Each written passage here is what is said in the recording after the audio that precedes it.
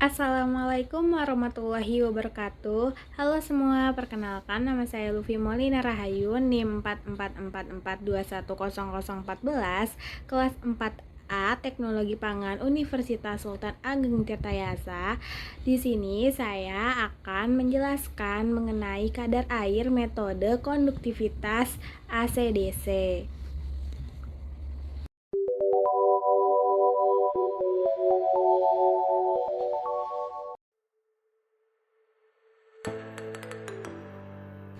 Jadi sebelum saya ingin menjelaskan metode konduktivitas ACDC, saya akan menjelaskan sedikit mengenai analisis kadar air.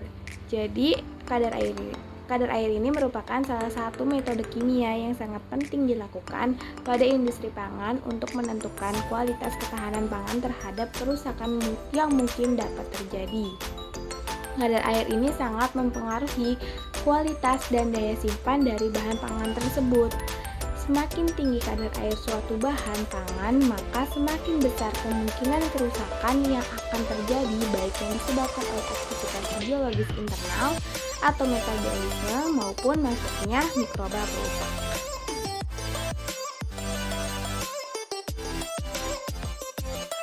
Selanjutnya ada penentuan kadar air. Yang pertama itu ada kadar air basis basah. Kadar air basis basah ini adalah perbandingan antara berat air di dalam bahan tersebut dengan berat bahan mentah. Bahan pangan yang memiliki kadar air tinggi itu contohnya ada tomat, susu, daging, dan ikan yang sangat mudah rusak dan memiliki umur simpan yang pendek.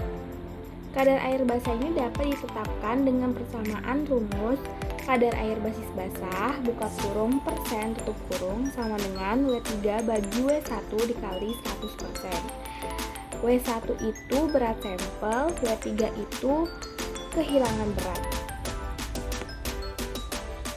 Yang kedua ada kadar air basis kering. Nah, kadar air basis kering itu perbandingan antara berat air di dalam bahan tersebut dengan berat keringnya. Bahan pangan yang memiliki kadar air kering atau dari basis adalah kacang-kacangan, terigu, susu bubuk, dan buah kering lebih awet dan memiliki umur simpan yang lebih lama. Kadar air kering ini dapat ditetapkan dengan persamaan rumus berat basah basis kering buka kurung persen tutup kurung sama dengan W3 bagi W2 dikali 100%, di mana W2 itu berat sampel setelah dikeringkan, W3 sama dengan kehilangan berat sampel.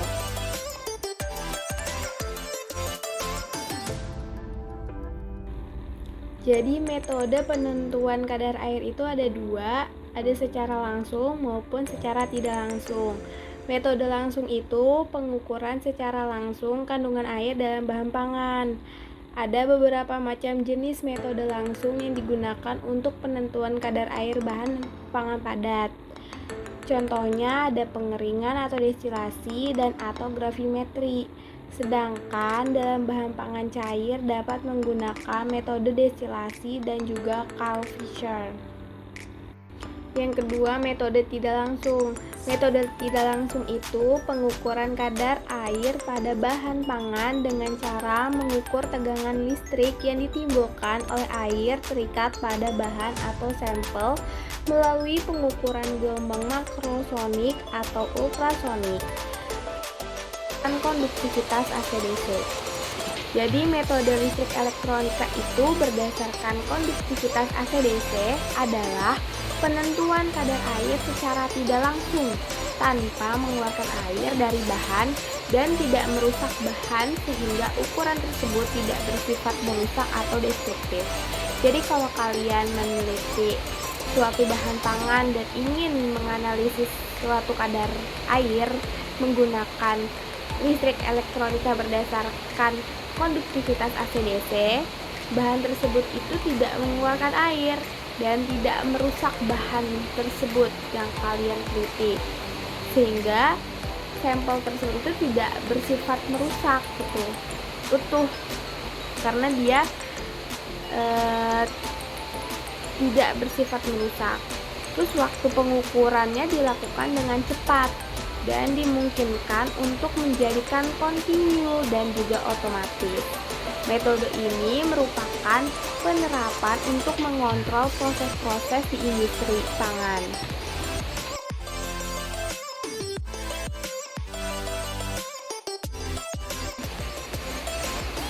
Di metode elektronika berdasarkan konduktivitas AC/DC, kadar air ini sangat berhubungan dengan konduktivitas arah maupun konduktivitas bolak-balik atau tahanannya.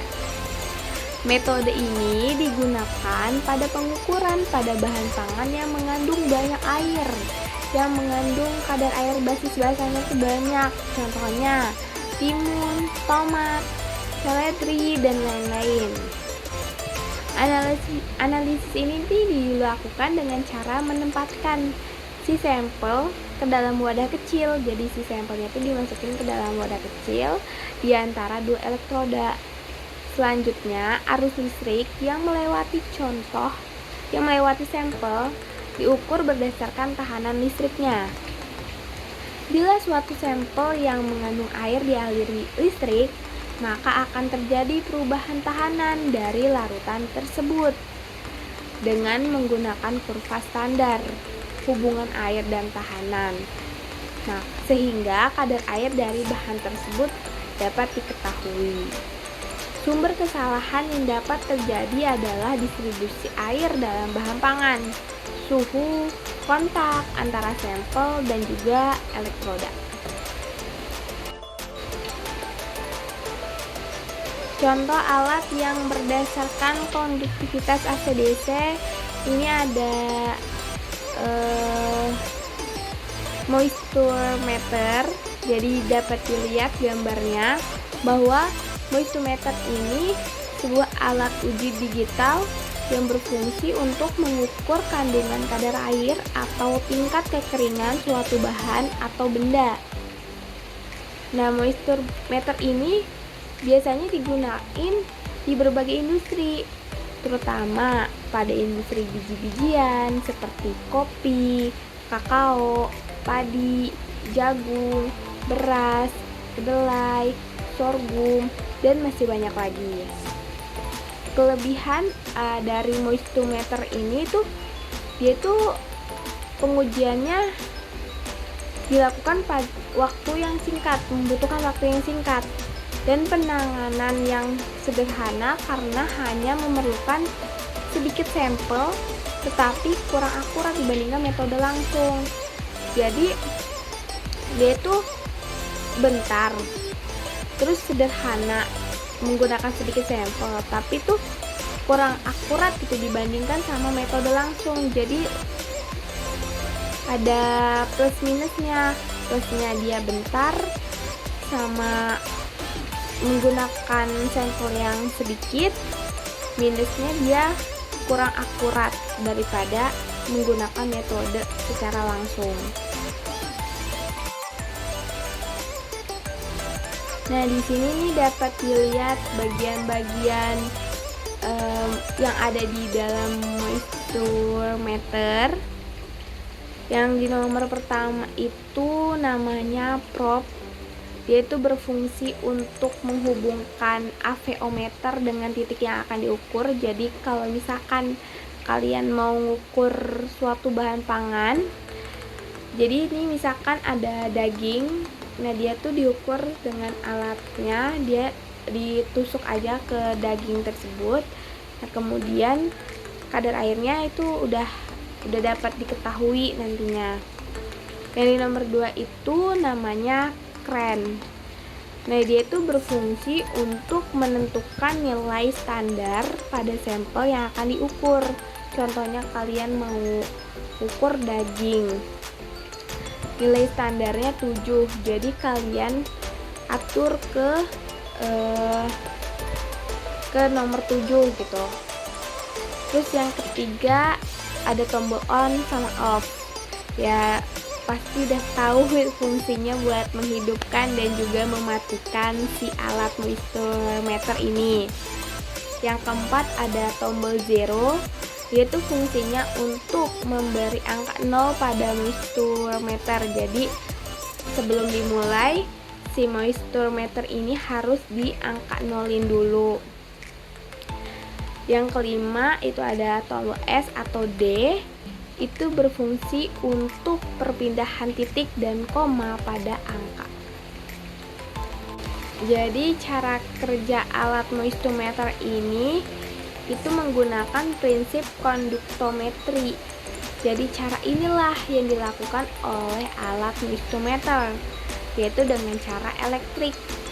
Teknik pengukuran konduktometri ini didasarkan pada konduktivitas dan hantaran listrik. Jadi kadar air akan berbanding linear terhadap kapasitas listrik yang kalian ukur. Terus hantaran listrik tersebut akan terdeteksi oleh alat yang dinamakan detek. Nah, apabila kalian mengukur kadar air dengan menggunakan alat moisture meter, itu tuh ada rumusnya.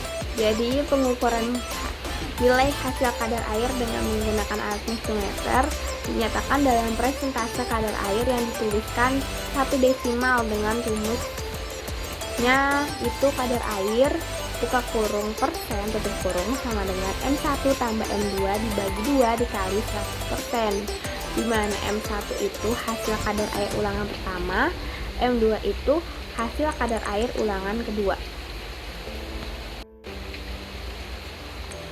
Di moisture meter juga itu ada tipe-tipe. Jadi tipe-tipe moisture meter itu ada dua. Yang pertama itu moisture meter tipe kapasitansi, yang kedua ada moisture meter tipe resistensi. Apa sih perbedaan dari kedua tipe tersebut?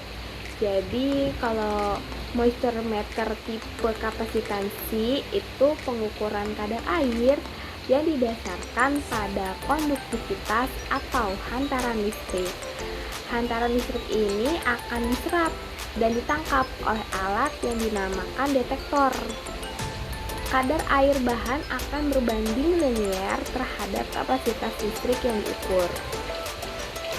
Yang kedua ada moisture meter tipe resistensi. Pengukuran kadar air dengan sistem resistensi bahan dengan menghancurkan bahan yang akan diukur kadar airnya. Hal tersebut dilakukan untuk memperoleh tahanan bahan yang kemudian oleh alat dibaca sebagai kadar air bahan. Kadar air yang terukur berbanding terbalik dengan nilai resistensi yang diukur. Jenis-jenis moisture meter. Yang pertama ada pin moisture meter. Jenis moisture meter ini menggunakan pin pada bagian atas perangkat sehingga dapat menekan ke permukaan untuk mengukur tingkat kelembaban pada suatu benda atau zat. Alat penguji kadar air ini mengukur hambatan yang dialami oleh arus listrik yang mengalir di antara pin yang terletak di atas meteran. Jadi di pin moisture meter ini dia ada pin di kepalanya gitu. Terus kelebihan alat ini yaitu memberikan akurasi lebih ketika proses pengukuran kedalaman kelembaban bahan pangan, terus mampu menguji tingkat kelembaban yang ada di permukaan tidak rata dan bahan yang dikemas longgar lebih baik. Yang ketiga, kemampuan yang kuat untuk menentukan distribusi kelembapan di seluruh papan. Nah, jenis yang kedua itu ada pinless moisture meter. Dia nggak punya pin atau antena di kepalanya. Jadi kan sesuai dengan namanya nih, jenis moisture meter ini tuh digunakan untuk mengukur kelembaban tanpa pin. Jadi alat ini dapat mengetahui tingkat kelembaban menggunakan frekuensi radio elektromagnetik dari padi. Jadi kalau si pin moisture meter dia itu pakainya pin buat ngukur si sampelnya, tapi kalau si pinless moisture meter dia pakai frekuensi radio elektromagnetik dari padi, maksudnya menggunakan frekuensi radio elektromagnetik, nggak pakai pin gitu. Faktor yang membedakan jenis moisture meter ini yaitu tidak akan meninggalkan lubang setelah pengujian permukaan. Jadi kan kalau misalkan tadi yang pakai pin itu tuh dia tuh dimasukin gitu loh ke bahan, jadi dia meninggalkan lubang atau bolongan pada sampel. Tapi kalau misalkan si pinless ini dia tuh cuma diukur dari jauh juga bisa gitu, jadi dia tidak meninggalkan lubang atau bekas setelah pengujian. Jenis ini juga dapat bekerja lebih cepat dibandingkan dengan pin moistometer. Jadi kalau misalkan yang pin tadi ini udah cepat, ini si pinless ini tambah cepat karena dia lebih cepat daripada pin moistometer ini. Nah, pinless moistometer ini sangat cocok digunakan untuk menguji permukaan yang besar dan datar seperti lantai ruangan. Tapi kalau si pinless ini tuh cocoknya buat di ruangan-ruangan besar gitu. Kalau untuk pangan sepertinya kurang terlalu cocok, tapi mungkin bisa. Sekian dari saya, kurang lebihnya mohon maaf. Wassalamualaikum warahmatullahi wabarakatuh.